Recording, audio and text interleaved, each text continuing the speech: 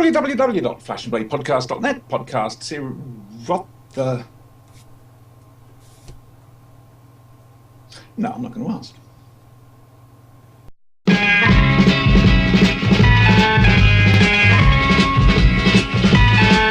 You've got to fight for what you want, for all that you believe. It's right to fight for what we want, to live the way we please. As long as we have done our best, then no one can do more. Hello there, welcome to the Flush and Blog podcast. I'm Siobhan, and with... Why are you pretending to be a trooper out of Earthshock? I'm recording this episode in special Sinister-Vision, so that people can kind of get an alternate view of what it's like to make one of these. Right. Okay. Just stop for a moment. My brain... Can you hear that? Can you? Can you hear that? Yes, That's I can. the sound of my brain boggling. Yes, I can hear it boggling. You ain't right. I'm just saying this. You ain't right. Anyway, hello. This is going to be a review episode. So now, from the worlds of BBC Television's Doctor Who, it's... Jesus Christ.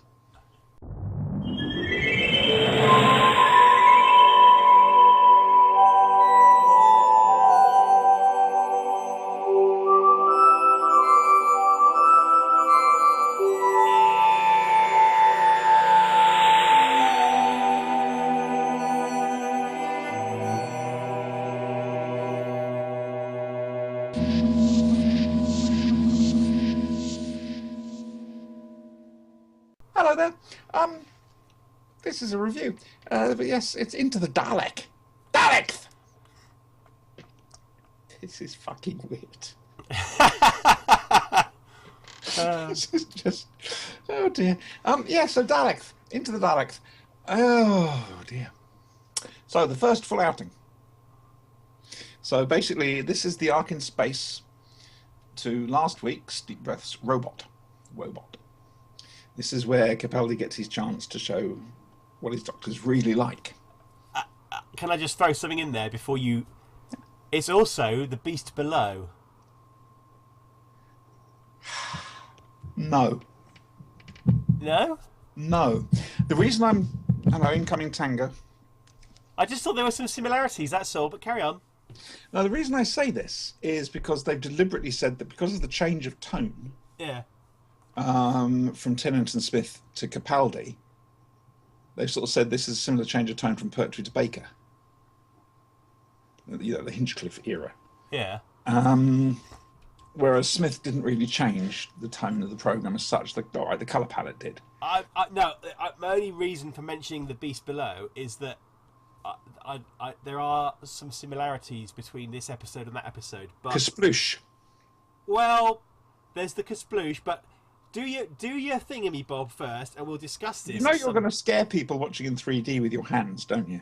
It's not 3D. It's just Sinister-Vision. No, if anybody who's watching this in 3D with your hands going... Do we broadcast in 3D? Sorry. No, like that. Just like that. God, Tommy Cooper was brilliant. Oh dear, that's a load of youngsters confused. I say a load. So, the 14th Doctor Who basically rescues this soldier from a Dalek saucer. Ships are being attacked by a Dalek saucer, which can't shoot straight. And good scene, though. It's a very good scene. It seemed to me all the Daleks on the ships were models. They were. Yeah. They were, definitely were. And he sort of, again, suddenly we're seeing this... Grim's the wrong word. Quiet and superior Doctor. Yeah, he was reserved, but in a kind of bubbling under kind of way. And I'm so much better than you. No, No, don't do it like that, please. Yeah, exactly. Which, again, very disarming. In sort of, what? I've got a gun on you. Yeah, no. Quite so, yes. And they go to the spaceship where Tyres is, and Tyres says, we're going to kill you. And he says, oh, it's a roller coaster with you, isn't it? And he finds this Dalek, which is good. Except it isn't. It's malfunctioning. I'm going to question the very premise of this. Oh, okay. Why, if you've got a Dalek that's good because it's malfunctioning, would you go in there to fix it? Would you not just go in there, see why it's like that, make a note of it, come out and see if you can do it to the others? Yeah, because they do seem to express some surprise when they fix the radiation leak and the Dalek goes back to normal. Well, bugger me. Yeah, amazing. Who thought it? Dear me. So what, Tango? All right, sweetheart. Is that my cat? No, he loved you, didn't he? Sinister stayed over on the night before Derby because we needed to get an incredibly early start, and Tango wouldn't leave him alone. Here we go. Come on, little kitten. There we go. So the Doctor goes and gets Clara because he needs someone to care. I thought it was a bit convenient they just let him nip off. Well, we don't know the ins and outs of that. It's reduced storytelling, isn't it? Yeah. In the old days, you'd see him either making the case to do it or nipping off to go and do it.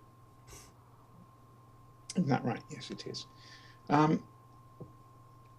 And they get shrunk and they don't become lasagna, which is another good line. There's some excellent little asides in this. I love the Doctor's banter with Clara about her age and her weight and her hips. Yeah. Yeah, that's right. Keep your spirits up. But you can see it is actually the banter of friends. Yeah, but, it's kind of... She's exasperated by him, and he just seems generally distracted. Now, I was going to come to that later. He is distracted. Right. We don't see it in this episode, but Capaldi is doing a thing with sums. Do you remember the first thing he does when he wakes up in Deep Breath? He finds some chalk and starts scrawling out equations on the floor. Yes, and there's a similar blackboard on the TARDIS. Yeah. Yeah. Well, quick preview. When are we bringing this out? Probably before Saturday tomorrow night. Yeah. So quick preview to Robot of Sherwood, which is absolutely fucking awesome. It's pant-wettingly funny. The regulars are on fire. The script is by Gatiss. He's finally got a chance to write a comedy script, and he goes for it. Cool. It's superb. Yeah, you're going to love Robot of Sherwood. But anyway, there's a scene at the start with him working on the equations on his blackboard. Yeah. Now, he's either pretending to be Professor Brian Cox in The Science of Doctor Who, or there's something happening here. I don't know. It's an ongoing thing, and I'm assuming this is some calculation to find Gallifrey. Don't know. Who can tell? Anyway, so there's antibodies in the Dalek. Yep. Fair enough, makes sense. And a very callous act. Yeah. Well, he was dead already. Not just that, but the line afterwards when they land in the sploosh. Yeah, top layer if you want to say something. Absolutely brilliant line. Brilliant You'll line. forgive me for not joining you. Yeah, it was very much like that. It was very much like that.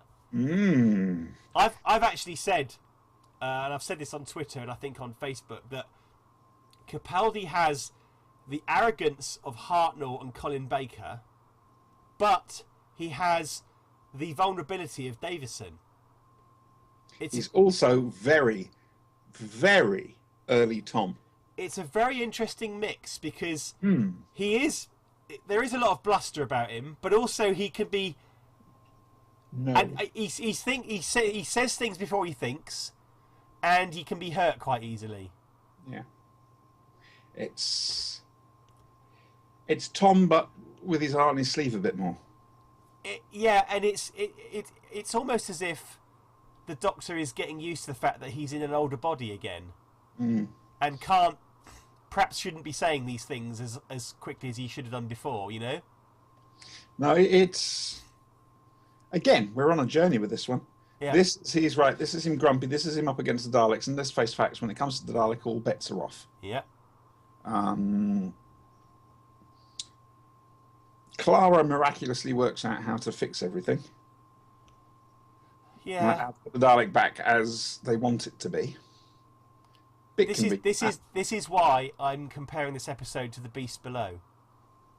What? Because you have the companion who steps in and makes the Doctor see sense, and almost makes the Doctor see something that he really should have seen for himself. Day of the Doctor. Yeah. They're about to press the button. Yeah. I'm just thinking, The Beast Below was the one that kind of started that, because 11 got very upset, and no human has the right to talk to me today, or whatever, blah blah blah it was, and it's just kind of.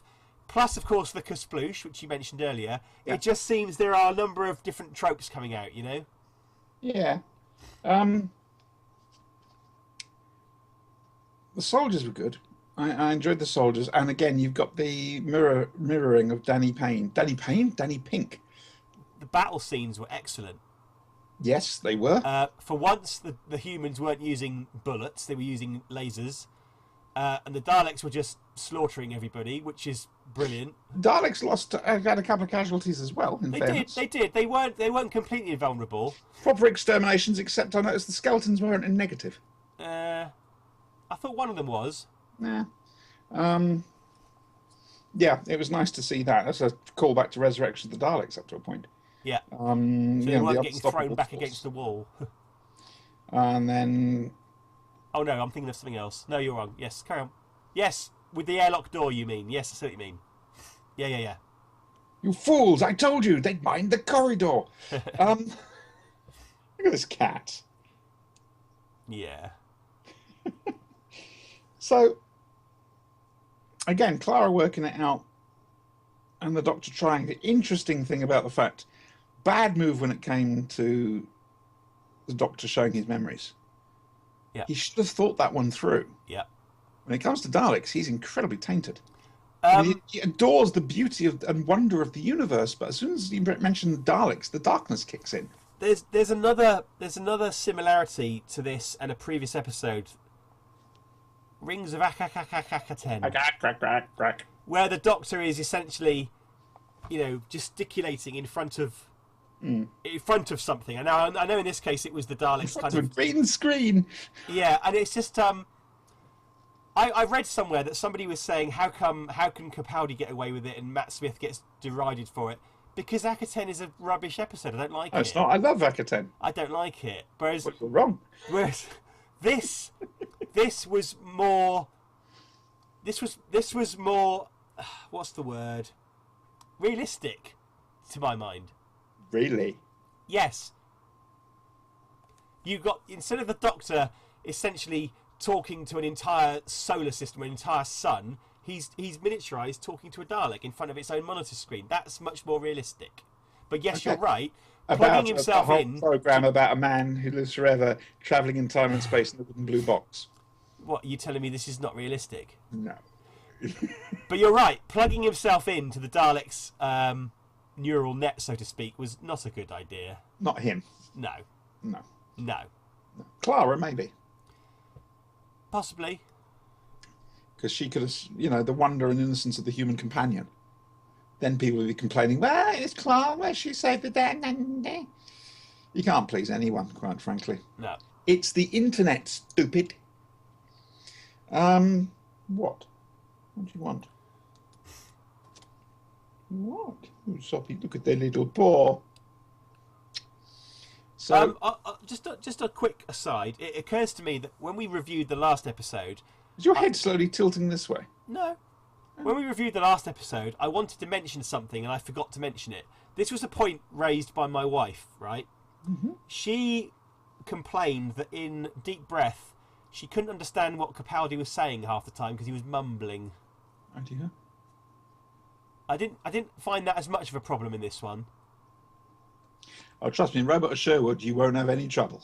I mean, just to kind of make it clear to everybody, we didn't see this live. You saw it before, didn't you? Yeah. I didn't see it live because we were busy ferrying Mr. Sherwin back. I watched it the You saw a next little day. bit of it on my phone on the way. Oh yeah, you did watch a little bit, yeah. I watched it the next day, and I immediately watched it again. And then a few hours later, I watched it again. That's how much I love this episode. Interesting. All right, then, well, you're going to do it whether I want you to or not. Do it. Hang on a second. Oh.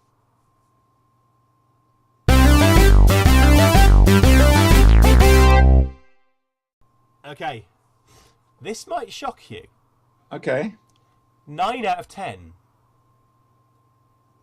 You've already said that you really, really enjoyed it and you watched it 3 times. Uh-huh. The one aspect of this episode that I didn't like... Hats? No. And I don't know where it's going, was the forced interaction between Missy. Clara and Mr. Pink. Ah, right. Well, that was done deliberately to... I think we're heading to a thing about the whole Danny Pink thing. Yeah, I absolutely soldier. agree, and I don't know where it's going yet, but it did seem it was incredibly forced. I didn't feel that. I thought, hello, second, we're getting a direct sort of thing between fantasy life, real life. But it's almost as if, having removed a younger Doctor, it's almost as if the producers feel they need to fill a void. No, I think they're going to be trying to... I get a feeling they're going to be looking at certain aspects of various personalities. I think it's going to be interesting. Hopefully they'll do something about the whole soldier thing. Cornell did in No Future. Right. He doesn't really like that book, but I do. And it's a case of proving, are soldiers good? Can they be good? Yeah. Yeah. Are they a good thing? Well, Ace becomes a soldier and the Doctor despairs about it, but the Lethbridge Stewart turns around in that case. I think you'll find she actually bears up quite well. I mean, so... And facts, the Doctor bloody needs them. If this... I appreciate this is probably going somewhere, but I just thought it was a little bit forced. That said, I can't fault the episode apart from that. And that's why I'm only giving it 9. I like the actor who plays Danny Pink as well. Yeah, he was good. He was good. Yeah, I'm looking forward to seeing where all this is going. Like I say, I've seen next week's episode. Don't worry too much about next week's episode. Don't. This isn't a thinker. It's an out-and-out, downright comedy. Is it a romp? A couple of little bits that'll make you go, oh, hello. Right. But, God, it's just... I want to watch it again, but I daren't because I don't want to ruin it on the actual transmission. When are we doing this? This is Thursday, isn't it? So hopefully this will be out for Saturday. I'm aiming to have this out tomorrow night, Friday, the day before. That is my plan. You should have a drink on the other side of this. Yeah. But before we go, we've got to do one other thing. Yeah, let's find out what Mr. Chris has been up to this week.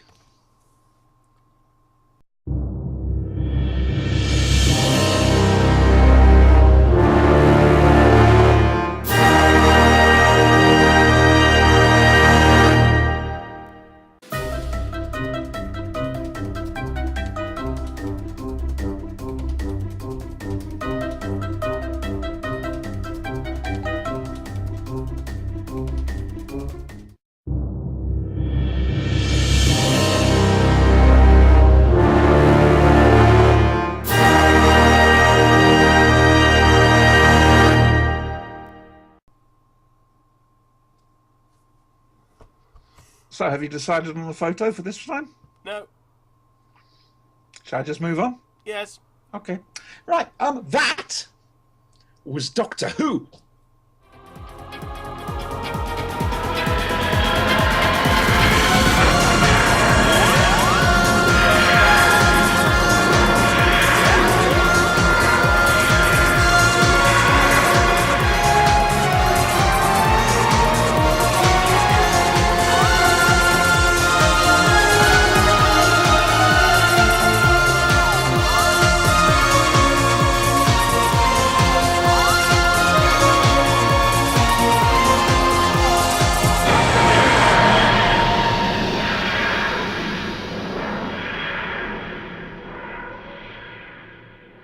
that's it.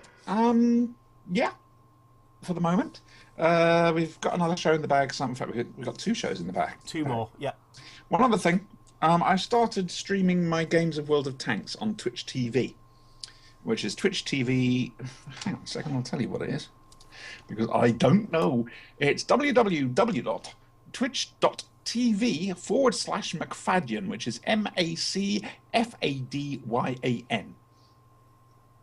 Most evenings I'll be there playing Game of Thrones, World of Tanks,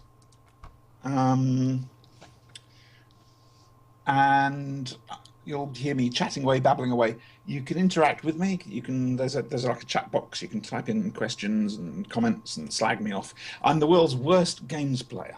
Okay. No. Captain Manring. No. No, you do better than me most of the times. I don't know. At least you can jump places. Yes, I can do jumping in game but luckily in World of Tanks you don't need to worry about that. You've done a few jumps. You know, in World of Tanks. Yeah. They're falls more. Off things. So, the ground's gone. If you want to know what World of Tanks is like, go to the Flesh and Blade podcast.net and go to the noise section. Towards the bottom of that, you'll see a video how not to play World of Tanks. But come in. Twitch.tv/McFadyan. Come and listen to me babble away. Talk to me via the chat thing. I'll answer any questions. I'll chat, everything else like that. I'm trying to persuade the retired Dr. Sinister, that's you, to join me once a week playing this. So I've actually got somebody to talk to, because he's very good at World of Tanks. Yes, you are. Yes, you are. And also the replays are available on the Twitch channel, also being put on my own personal YouTube channel, which I think is McFadyan. No, hang on. What is my YouTube channel? Do you know what my YouTube channel is? I don't know. I've been trying to get it to sync up with my G Plus account, but for some reason it's not. My channel. What is my channel called? YouTube. No, it's not called. Siobhan Galichon, apparently. Makes sense. Yeah. We'll put a link up to it here. I'll give Sinister the link for my channel. I'm just giving him the link now, so he can't lose it. No, not the head, not the head! Come along and join me, and hopefully him as well, once a week. That's it for now, then. I said that's it for now, then, dear. Bye. Toodles.